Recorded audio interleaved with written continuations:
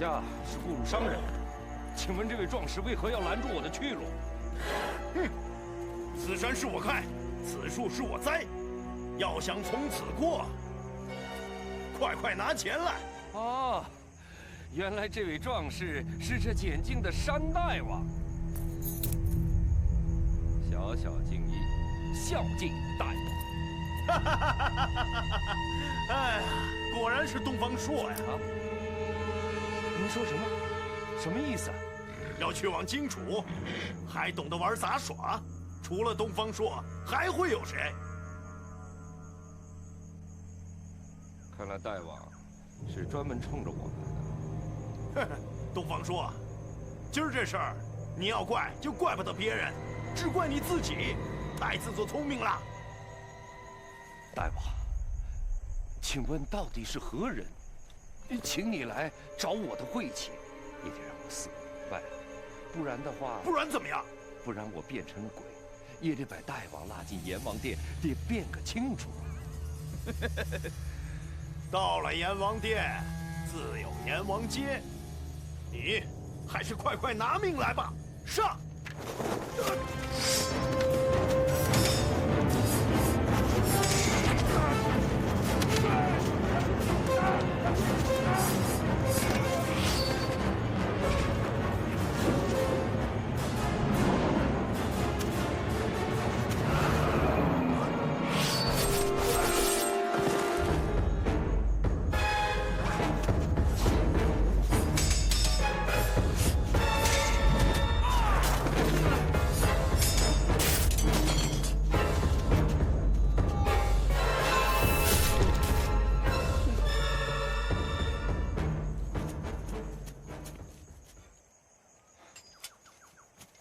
壮士好身手啊！怎么样？没想到吧？当时还真没想到，没想到你还是一位身怀绝技的武林高手啊！那晚你刚走，景回就来送信，说他在酒楼偷听到窦府的管家和丁彪的谈话，知道他们要在半路上加害于你。哎，夏老太婆早就防着有人跟踪我了，可到了还是没防住。所以第二天一清早，我就叫人乔装找你，可没想到你已经匆匆离城。我想事情应该会有变故，所以就追了出来。之后的3天，我就一直尾随在你的身后。我就说了，我这个人福大命大，哎，岂不能逢凶化吉？你呀，时时刻刻都不忘彰显自己，迟早有一天你会死在你这自命不凡的脾气上。哼。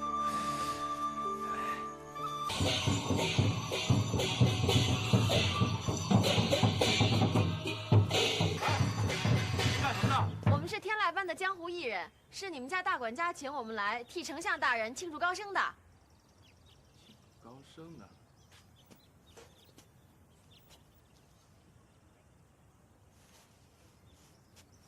那进来吧。舞起来！走了，兄弟们！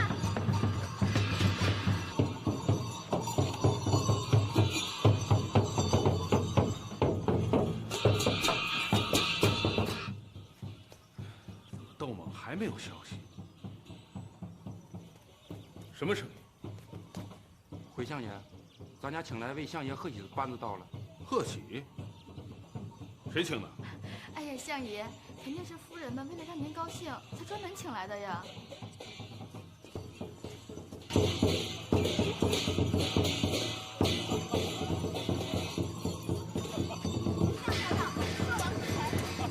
好啊，寿王称臣，好，开场！别动！再动，我奶奶要了你的狗命！给我上！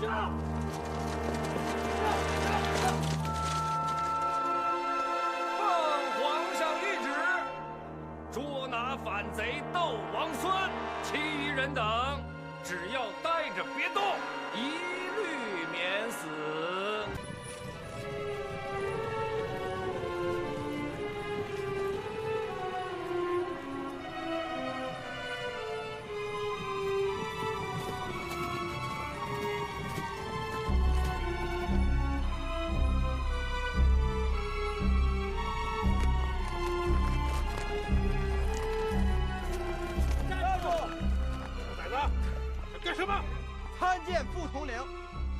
王千岁从代州亲自押了2名匈奴酋长，要押进宫去面交皇上审问。请副统领稍后，容小的进去禀报。禀皇上，窦勇和小梁王押着2名匈奴酋长，说要面见皇上。小梁王，他什么时候进京的？早就到了，一直住在窦王孙的丞相府上。住在窦王孙府上。他们带了多少人来？他们有100名全副武装的卫兵。不行，不能让他们进来。他们口口声声说不见皇上不走。皇上，要不要看看那个高人的锦囊里是怎么写的呀？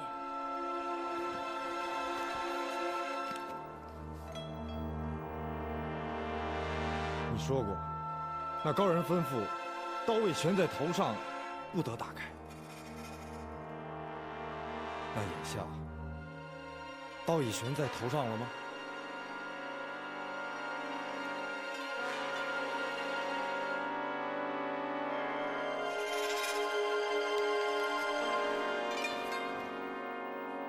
你们听朕的命令。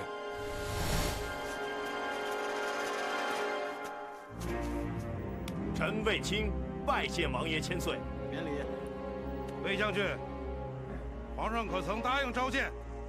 窦将军，皇上有旨，让王爷和窦将军带2名匈奴奸细进去，其余人等概留宫外。不行，这2名敌酋凶悍无比，万一挣脱束缚伤了皇上怎么办？皇上的安全自有本将军负责，请窦将军不要违背圣意。我这正是为了皇上的安全。走，请将军自重。卫青，再敢阻拦，我就带皇上先斩了你这个奸贼。皇上有旨，宣小梁王和所有随从一起进宫。这怎么行啊？统领大人，皇上的圣旨，你总不会抗旨不遵吧？王爷请。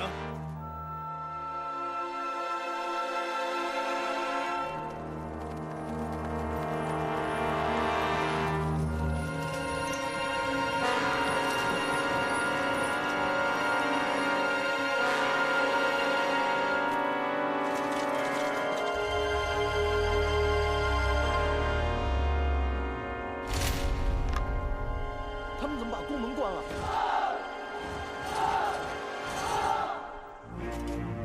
你们！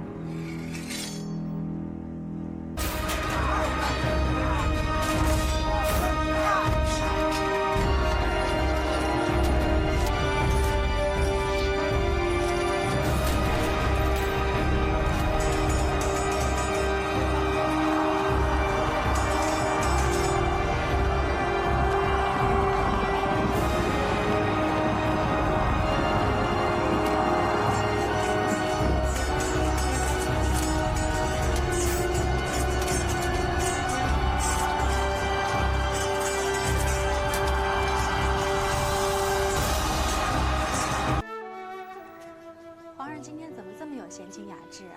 让臣陪着您逛御花园。锦衣，你还记不记得，朕曾经答应过你一件事儿？什么事儿啊？朕曾经说过，等窦氏这边了结之后，朕会为锦衣再寻找一位称心如意的驸马。皇上，这有什么不好意思的？姐姐心里边想找一个什么样的人，告诉朕，朕一定就照着你所说的，分毫不差的去挑选。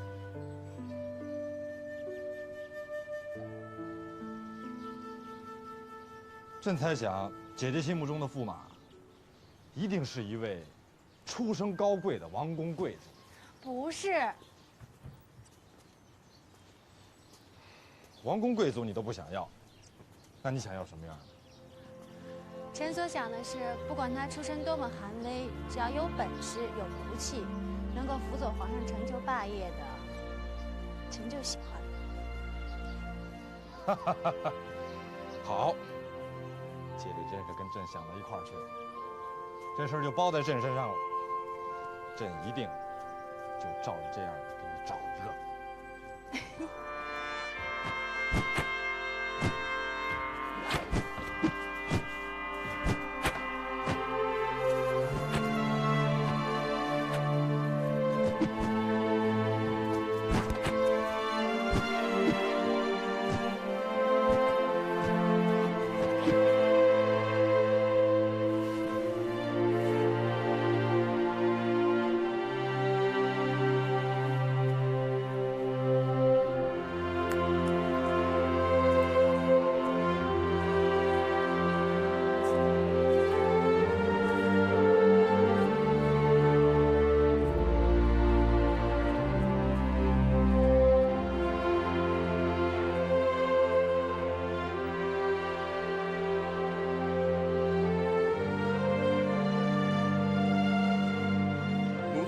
见过长公主。自己家中干嘛这么多礼？长公主，有什么吩咐？我没什么事儿，随便出来走走，打扰你练功了。是奴才鲁莽，打扰了长公主。跟你说了多少次了？你现在已经是朝廷命官了，不可再自称奴才。臣一时还改不过口，以后会多加注意。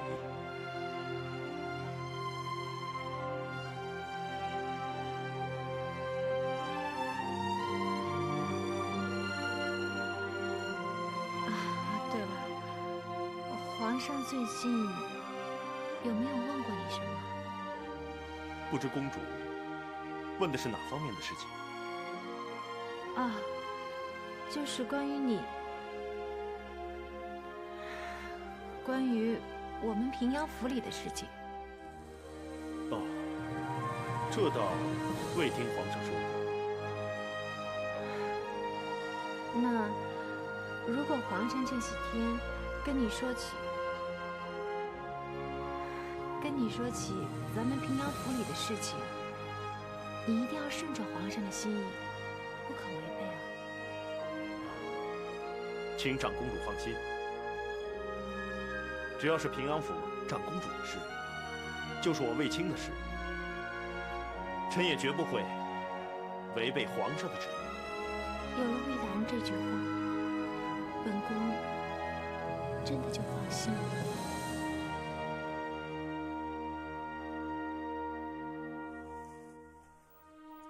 臣恭送长公主殿下。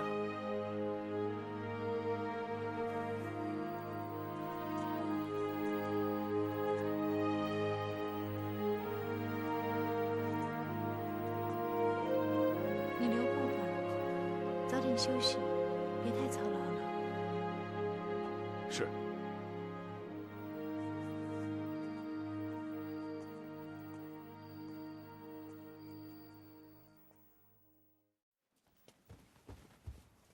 臣东方朔接旨。东方朔对朕忠心耿耿，屡建殊勋，是本朝第一大功臣。经皇太后恩准，特纳你为东床驸马。择日与平阳公主完婚。东方朔，还不快快叩谢皇安！皇上，这万万不可！东方爱卿，这是为何？启奏皇上，臣东方朔自幼就已定亲，老婆就在山东老家，现已上路赴京，不日即会赶来长安与臣完婚，请皇上明鉴。你不是在哄朕吧？皇上，东方朔的确有一个未过门的媳妇儿，名叫秋姑。皇上，东方朔公然抗旨，藐视皇权，理当治罪。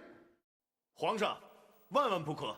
东方朔屡建奇功，乃国家栋梁之才。够了，都给朕闭嘴！东方朔，臣在。你只要答应朕入赘平阳府，朕就恕你无罪。皇上，您就饶恕臣吧，臣实在不能答应呀。实在是不知好歹，不识抬举。皇上，这种狂徒还不诛杀，以后皇家的尊严何在，脸面何存呢？启禀皇上，东方朔太不像话了，臣恳请皇上降旨治罪。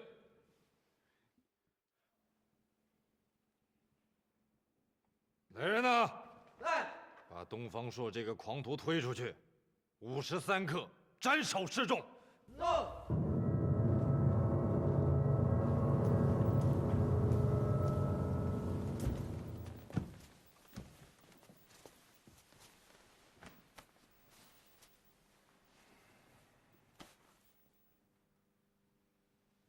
皇上，您真的要杀东方朔？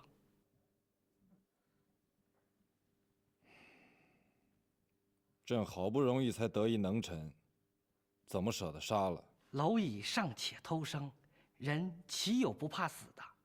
那东方朔一定认为皇上真的不敢杀他，所以他才不害怕。等会儿把他押到了刑台上，他肯定会吓得连声求饶。那你就出去守着，只要他一告饶，就立刻带他进来见朕。奴才这就去。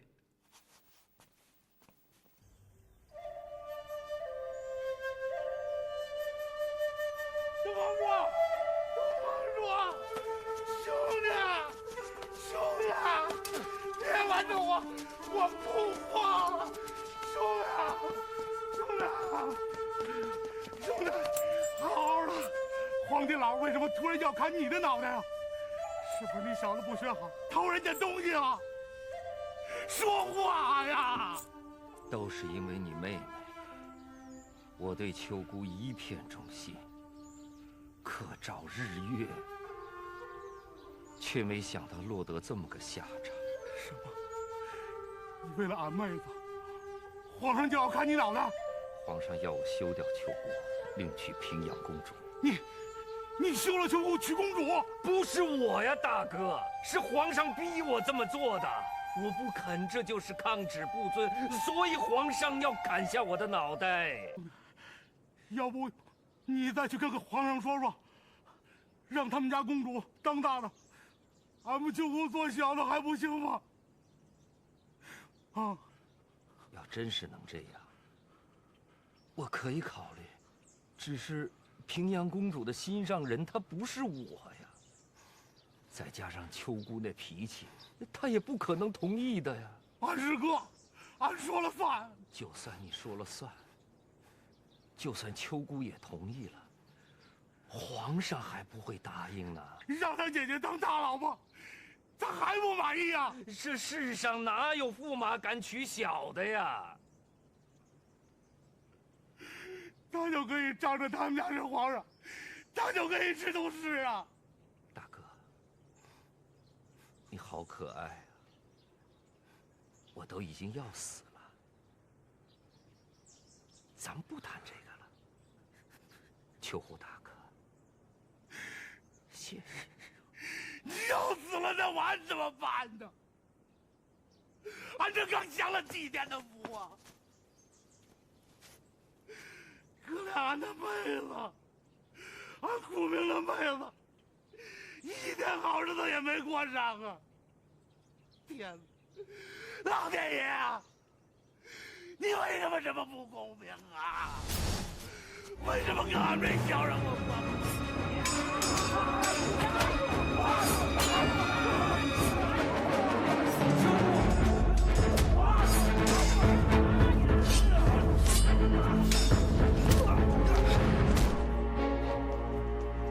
禀皇上，外面有人劫法场了。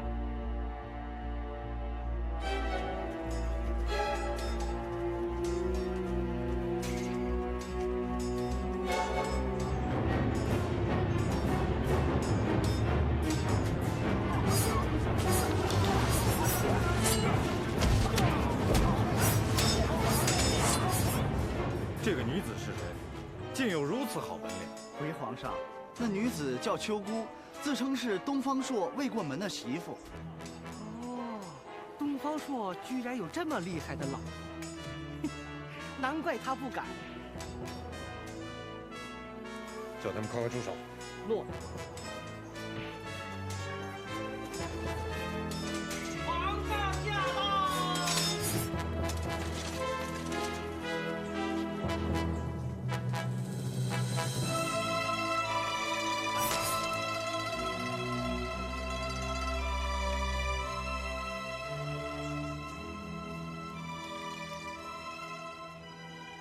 都平身吧。平身！大胆秋姑，见了皇上也不下跪。你就是皇上？正是。你为什么要杀东方朔？他抗旨不遵。你下没有道理的旨，他当然不遵。朕是皇帝，皇帝下的旨，不管是有道理还是没道理，都得执行。不讲道理的皇帝就是无道昏君。大胆！你不光有一身好本事，也有好胆量。朕就喜欢你这样的女子。不过你也放心，朕就是杀了东方朔，也不会让你守寡。朕会在朝中皇亲国戚中为你再找一个称心如意的夫婿。什么皇亲国戚？俺才不稀罕呢！俺这一辈子就嫁东方朔。但东方朔公开顶撞朕，犯了死罪，已经要处死了。那民女请皇上收回成命。处死东方朔，是朕当着众位大臣的面宣布的，如何能够收回啊？就是，君子一言驷马难追，皇上一言八马难追，怎能收得？收不得，收不得。如果东方朔死了，民女也不能活着，那就请皇上下令将民女和东方朔一同处死吧。那可不行，一条罪，处死2个人，这天下的百姓还不骂朕是个昏君啊！所以，朕只能处死东方朔一个。那民女要是愿意带东方朔一死呢？你是不是就肯放过他？好，这个主意好。不过，你可不要后悔。秋姑，此言一出，板上钉钉。不，皇上，虽说秋姑性情粗鲁一些，可是她的心肠好啊。小意思，奴才在。去，把他的嘴堵住。诺。秋姑不要啊！大哥，快去救你的妹妹，让她不要啊！妹子，不能啊，妹子，妹子！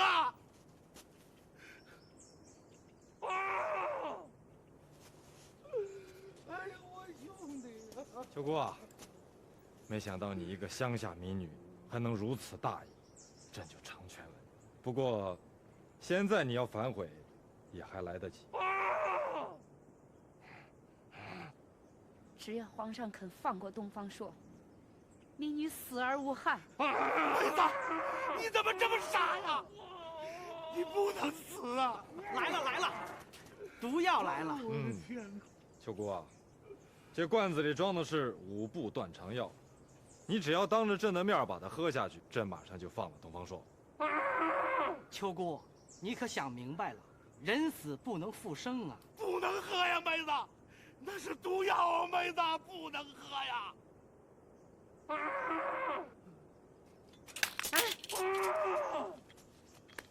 妹子，不能喝呀！妹子，秋姑，不能喝呀！住嘴！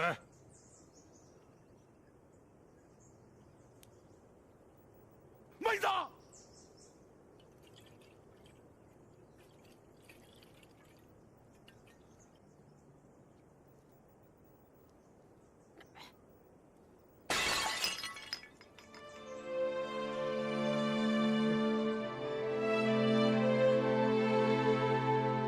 放了东方朔。妹子。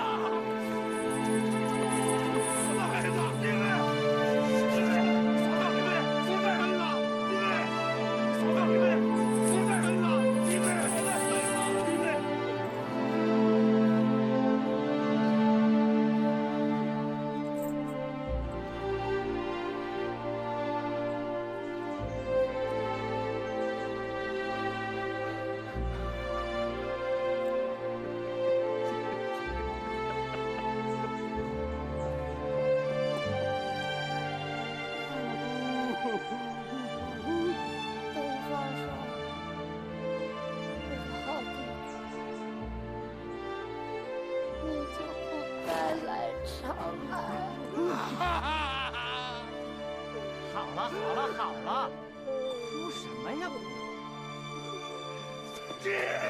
赶将军，赶将军，收起你的老拳！我告诉你，秋公喝的那水是皇上让我从御膳房拿的一罐老陈醋。嗯。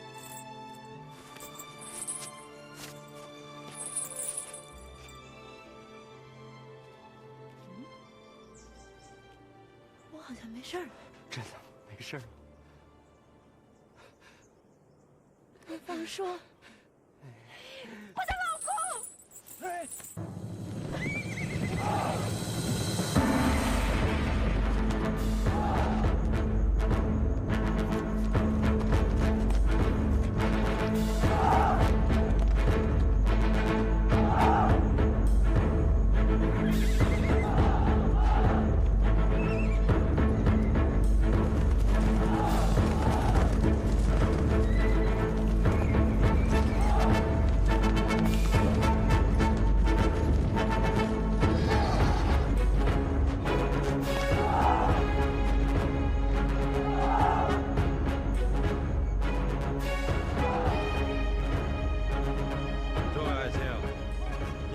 霍小将军的操练怎么样啊？好。多年以来，朕朝思暮想的就是有一支亲自率领的军队，随朕南征北战，纵横驰骋。皇上，臣以为内忧虽去，但外患犹存。国家正处非常时期，窦王孙死后，卫尉一职可暂时不设。不设卫尉，那天下兵马谁来掌管呢？由皇上直接掌管。对，皇上亲自掌兵，免得以后再出现一个像窦王孙那样的乱臣贼子。东方朔说的极是。卫尉一职关系重大，应该宁缺毋滥。可朕朝事繁忙，又不可能事无巨细、面面俱到。东方朔，臣在。你替朕出个主意。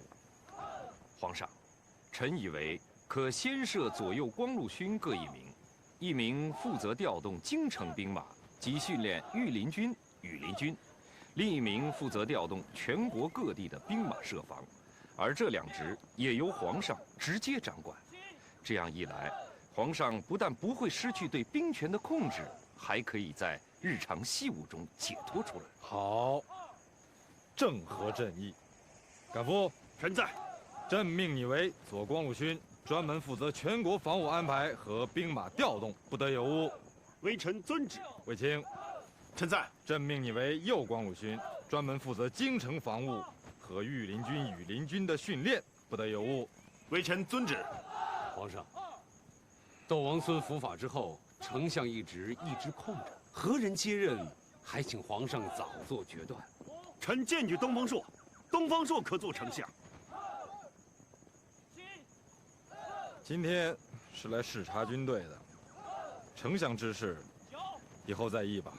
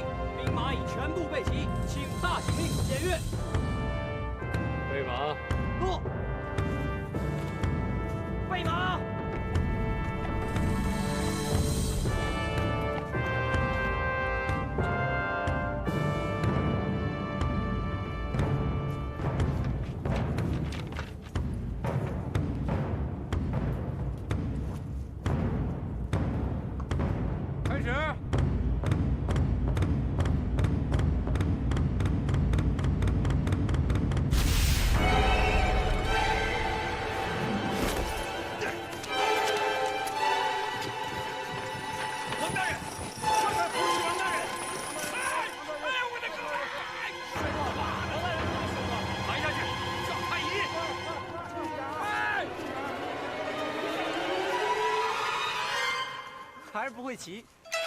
冰儿，不得胡说！摔断了，真的摔断了。那号炮一响，马匹就受惊了，发起疯来，几下就将王大人掀翻在地，结果他的胳膊摔断了。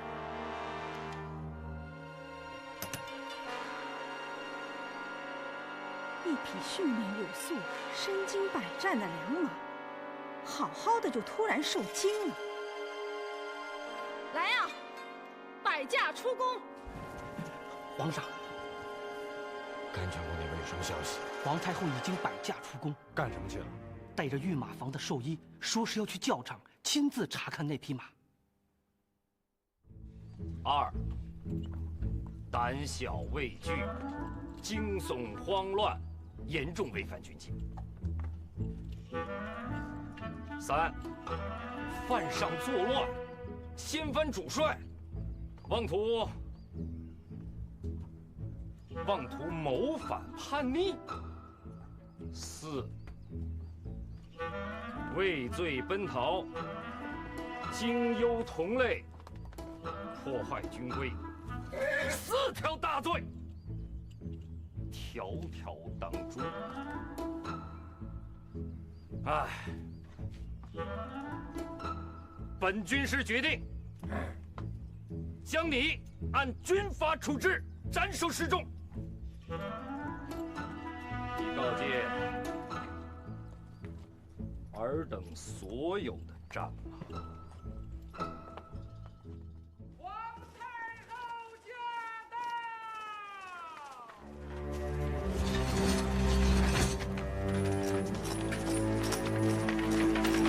臣等恭迎皇太后凤驾，太后千岁千岁千千岁。平身马，平身。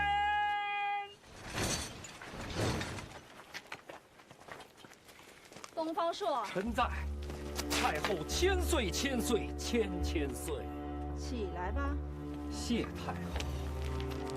哀家问你，这王大人的坐骑是如何受到惊吓的？号炮一响，那个祝圣突然发起疯来，王大人没注意，一时措手不及，被掀翻在地，受了重伤。那匹马是你从几千匹军马当中挑选出来的，不仅训练有素，性情温和，而且一直是王大人所骑，怎么就突然会受惊吓呢？是啊，按理说不应该呀，他怎么就突然不听招呼了呢？是哀家在问你。诺，臣也莫名其妙。那匹马现在在哪里？回太后，臣已将他缉拿归案。好，你把他牵来，我要叫御马房的马医亲自给他检视。叫你牵来你就牵来。回太后，您晚到了一步。为什么？臣已下令将那个叛逆的畜生当着其他畜生的面斩首示众了。你这是干什么？臣是按军法行事。那匹马现在在哪里？哀家要亲自去看看。太后请。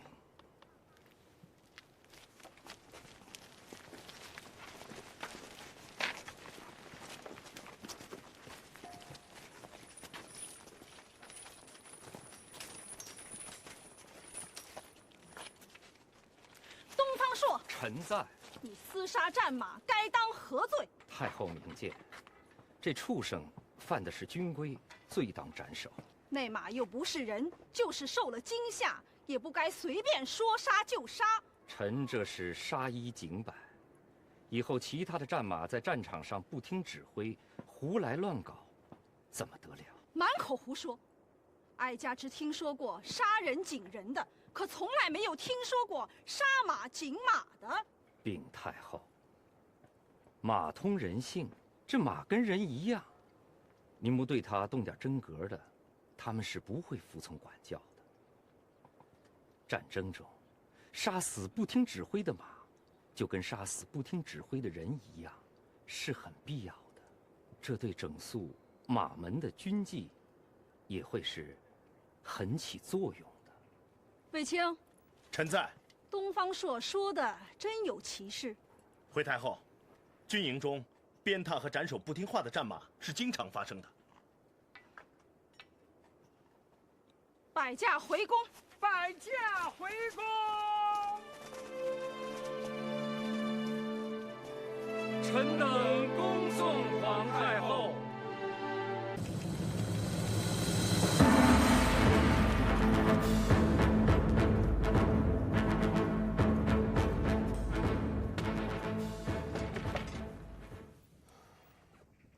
列位将军，本帅刚刚接到密报，匈奴单于已经采纳了倪律的建议，决定兵发卧牛山，直插野狼谷，从后边偷袭马邑城，抄我军的后路，这就正中了我军的埋伏。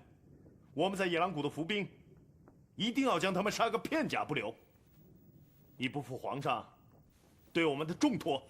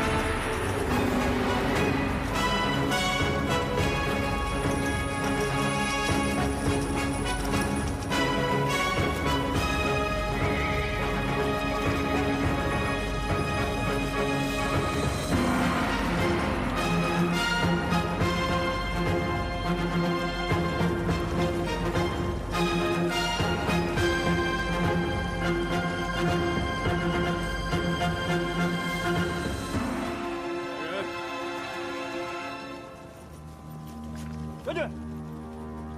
传令苏殿将军派一队军士下去，把族内的百姓统统都给轰走。万万不可，将军，匈奴人十分狡猾，到时候他们发现谷里如此干净，反会产生怀疑。哼，这荒郊野外有没有人都没有关系。再说了，这谷里的百姓中，要是混入匈奴人的奸细，走漏了风声，如何是好？可将军不必多言。这一路埋伏，我是主帅。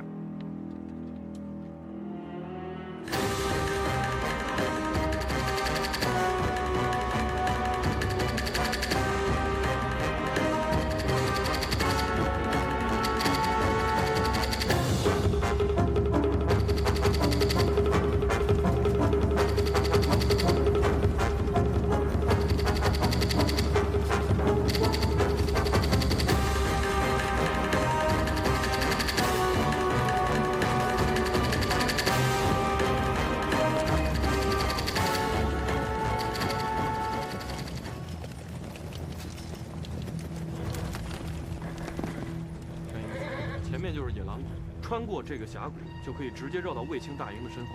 单于，昨天我已经派人打探过了，没有发现汉军埋伏。单于，早在卫青上任之前，我就已经买通人把这条路从地图上划去了，为了通关的方便。所以现在卫青不知道这条路，一定不会有埋伏。你领2万人打头阵，我领大军随后。好，跟我走。这。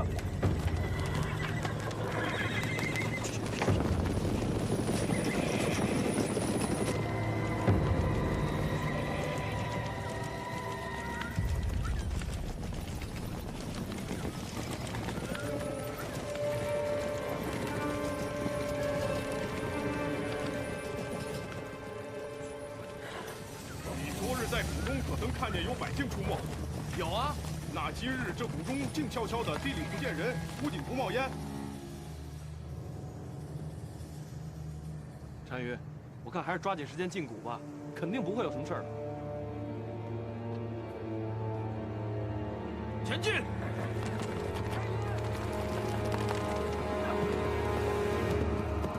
这，单于，何事？谷中情况有异，里面空空如也。昨天还能看见百姓，今日一个不见。单于，一定是他们看到单于的大兵压境，害怕的都跑了。派出探子到两边的山岭上查看，有无埋伏？我看不必了，还是抓紧时间进谷吧。如果是那些逃跑的老百姓去报告了汉军，我们就来不及了。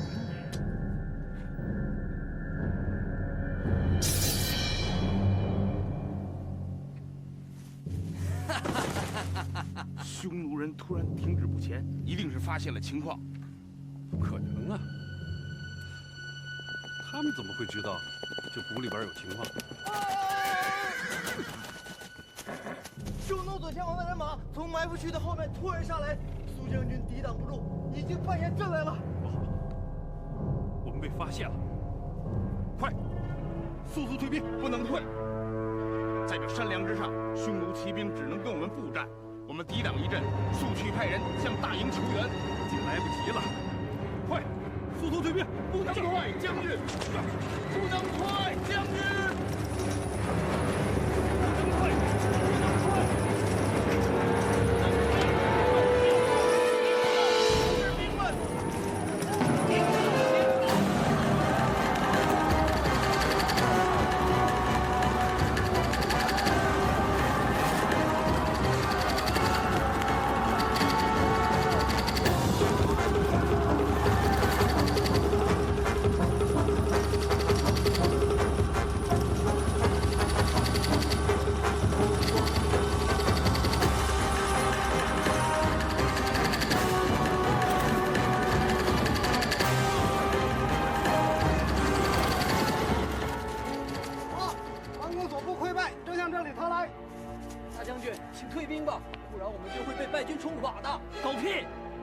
现在退，什么都晚了。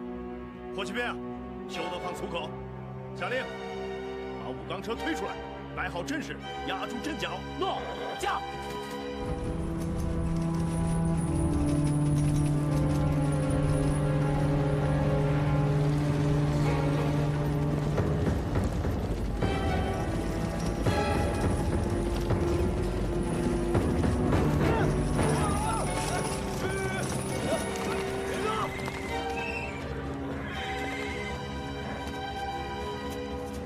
怎么回事？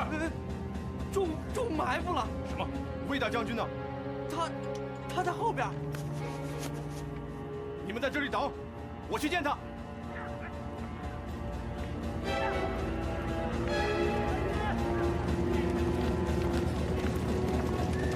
何时进方为撤？大事不好！说何事不好？匈奴大军正准备乘胜追击，汉军阵前突然出现一道奇怪的车阵，验证过后，2000军士无一生还。大将军，皇上派游击将军景奎来营助阵了。是。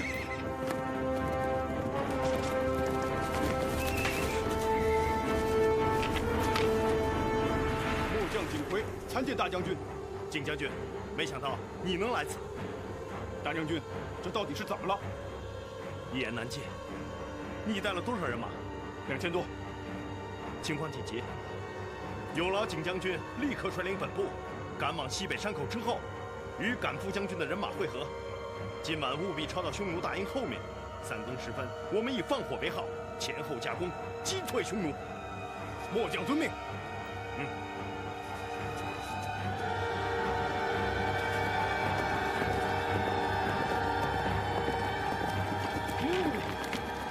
我乃汉军主帅帐下一将，大号霍去病，今日前来送给匈奴单于一颗肉葫芦，全当单于的早餐了。驾！驾！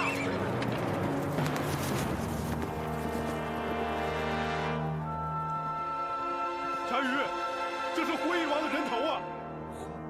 回誉王。撤！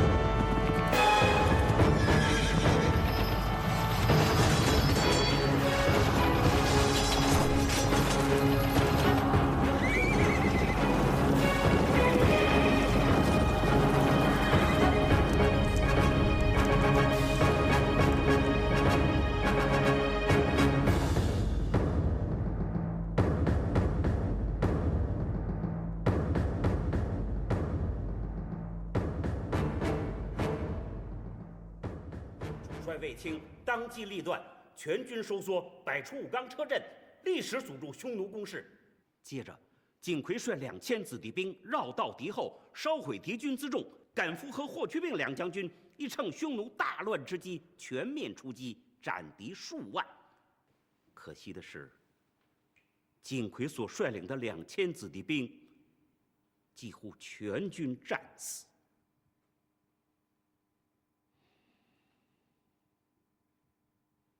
张唐，臣在。你有何话说？臣以为王庚贻误战机，临阵脱逃，罪当处死。卫青功过抵消，景奎理当中奖。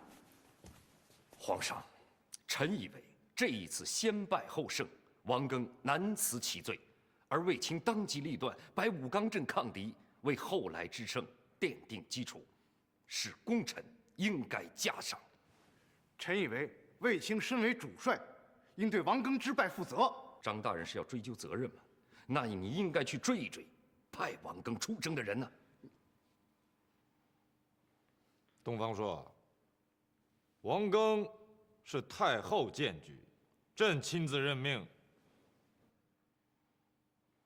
你的意思是说，要追究朕和太后吗？臣有罪，臣失了口。如果你心里不这么想，又怎么会说失了口？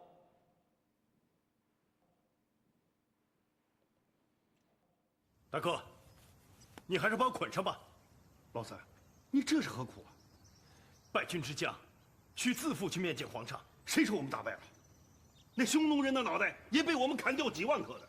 哎，对对对，甘将军说的对啊，我们这一仗是不输不赢。哎，不输不赢嘛。你住嘴！要不是卫青护着你，我早就一刀砍了你的狗头。大哥，宣卫青、赶夫、景奎、王庚觐见。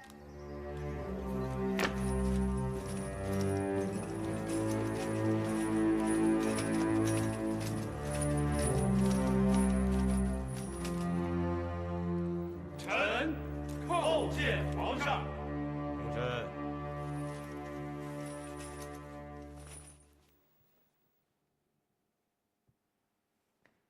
王庚，臣在。你身为前部先锋，却不知兵法，恣意妄为，筑城大错后，不思补救，反而溃逃，致使5万人马尽丧胡尘，你知罪吗？臣知罪，请皇上开恩，饶臣一命。今天，就是朕想饶你，那5万冤魂也不会答应。来人呐！在。将王庚推出宫门，斩了！皇上，皇上饶命啊！皇上饶命啊！皇上。卫青，臣在。王庚误国，你身为主帅，有着不可推卸的责任。但你能临危不乱，最后又反败为胜，功不可没。朕任你为关内侯，10亿8000户，以示章表。皇上，你还有什么话说？皇上，臣是主帅，应对王庚的失败，负有责任，请皇上收回成命，治臣的罪。皇上，这一次多亏卫将军沉着镇静，扭转战局，不然，我们的兵马就全部战死了。皇上，臣是主帅，部下有罪，臣就有罪。好了，都别说了。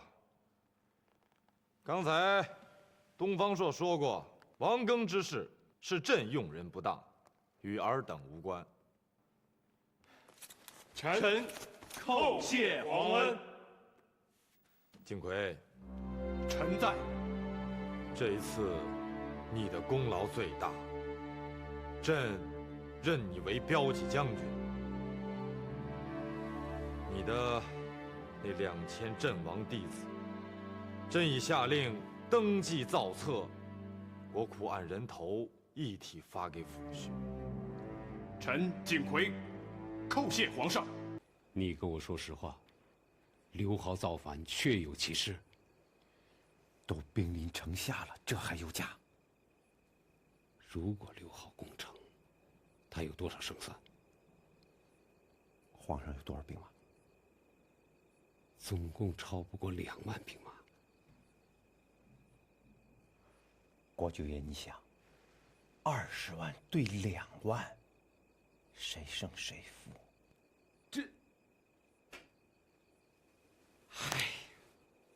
这可怎么办？这可怎么办？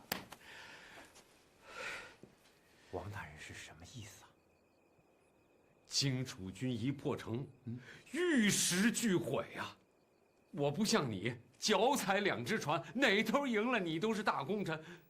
我是皇上的亲舅舅，刘豪一进城，那他是绝不会放过我的呀。皇上不是已经做了充分的准备了吗？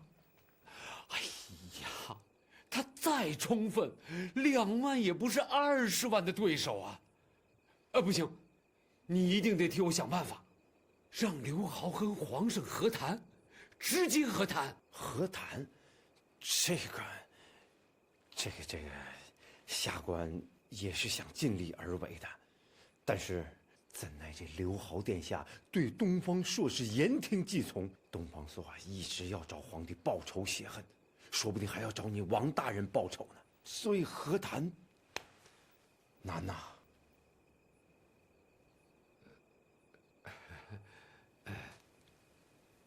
乾坤大人啊，请您给刘豪殿下捎个话。一旦谈判破裂，王修愿意充当内应，打开一道城门，迎接荆楚大军进城。这可是王大人的真心话。好，下官一定禀告刘豪殿下，殿下定会给你封官进爵。报，启禀殿下，乾坤子大人回营。回来了。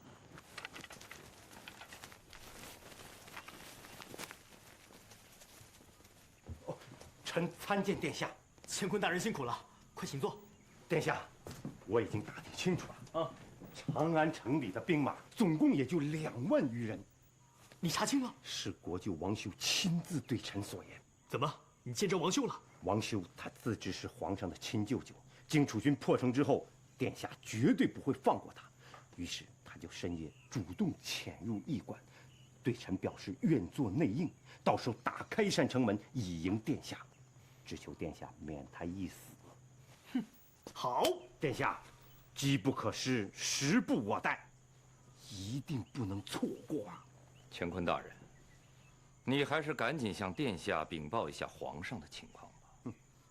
哦，皇上说，只要殿下肯随他去征讨匈奴，他可以废除军战法，但是有一个条件，就是必须交出东方朔。那你怎么说的？臣说东方朔确实不在荆楚，但殿下可以协助皇上将他缉拿归案。不错。哎，皇上怎么表态的？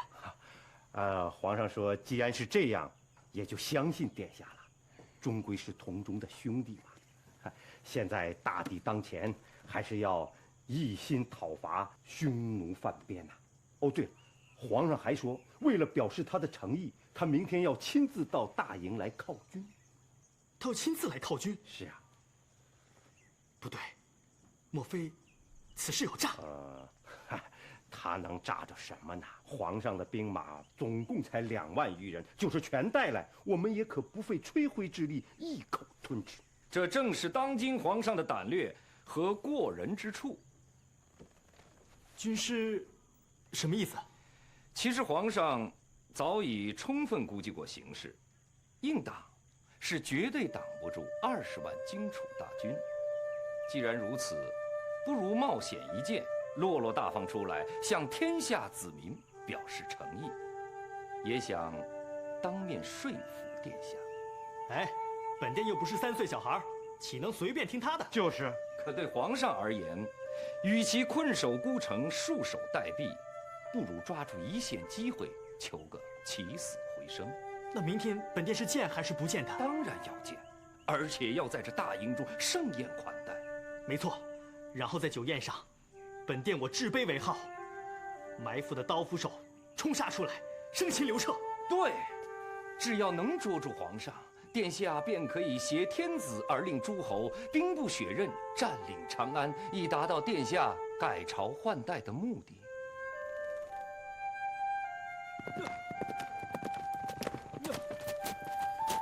什么人敢闯我荆楚军大营？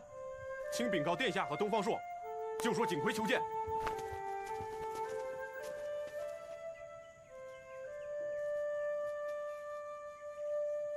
景大侠，东方大哥，大侠，大侠，快请起。我对不起你，东方大哥。景奎无能，没救出嫂子。这不能怪你，只能怪那个狠心的皇上啊！二位不必过于伤心，本殿一定为你们讨回这个公道。殿下，这位就是景奎，景大侠。小民景奎叩见殿下。大侠免礼了，快，里边请。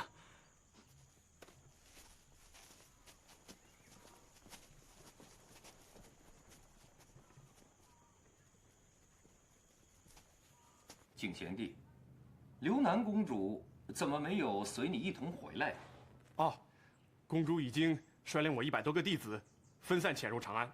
啊，刘南已经进长安了。小民已经做好安排，只等荆楚大军发炮攻城，然后他们立即在城内放火，趁机打开城门迎接殿下。好。可是，假如皇上急调派往边关的20万援军回来，大人不用担心。就算卫青和赶夫要回来驰援，至少也得10天的时间。何况现在情况有变，本殿我根本用不着发兵攻城，刘彻小儿就会乖乖的给我送上门来。明日，皇上就要来营中犒军了，殿下已为生擒皇上做好了一切准备。殿下，燕王派大将田横、齐王派大将陈越各率5万兵马，现已开到临潼，马上派人跟他们联络。遵命。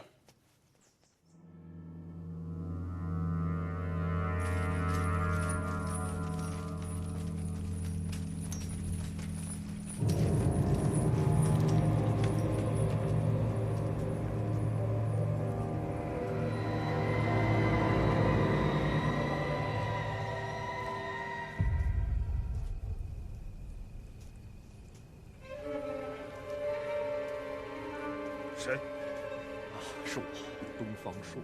这么晚了，军师还没有歇息，将军不是也没有就寝吗？唉，睡不着啊。大战前夜是让人难以成寐。军师，末将有一事不明，想请教军师。将军请讲。出发之前，末将曾单独拜见过王爷。他都对你说什么了？王爷说，他曾与军师谈过，如果殿下到了长安，只应恳请皇上废除军瞻法，而绝不应兄弟相见。将军应该看到了，我一直在这方面努力。只可惜呀，军师的良苦用心，末将也看在眼里。怪只怪乾坤子唯恐天下不乱，蒙蔽殿下。这倒也不能完全怪他，眼看熟透了的桃子随手可摘，倒也是让人难以抗拒这种诱惑啊。桃子虽然好摘，可却不好吃啊。打进长安，活捉皇上都容易，可是剩下的那个烂摊子，谁来收拾呢？君臣之争，国土分崩，只怕到最后捡大便宜的是匈奴单于啊！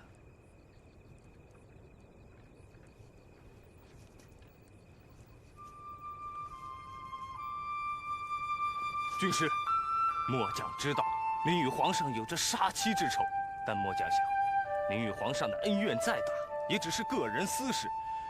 末将可不想，您为了这点个人私事，殃及江山社稷、庶民百姓啊！将军，真是天凶海毒，忧国忧民，让我汗颜。军师过奖，末将想，军师满腹经纶，谋略超群，可否出个万全之策，以化解眼前的这场浩劫？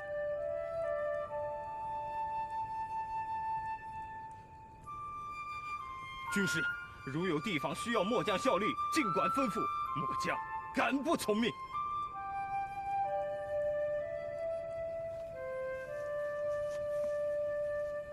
将军，到时候一定有少不了仰仗你的